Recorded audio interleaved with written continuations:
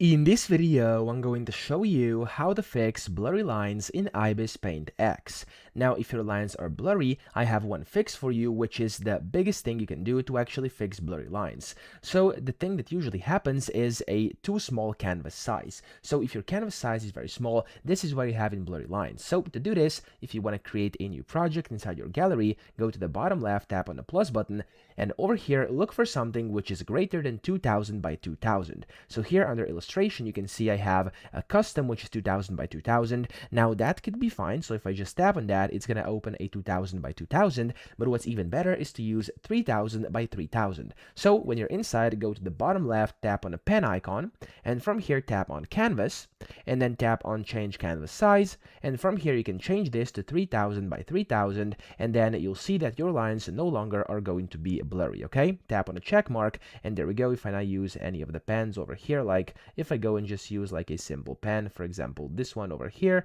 and if I change the size, there we go, you'll see that the lines aren't blurry at all, and it's actually very smooth. Okay, so that's how you do this. I hope this video helped you out. If it did, please subscribe to the channel and help me out as well.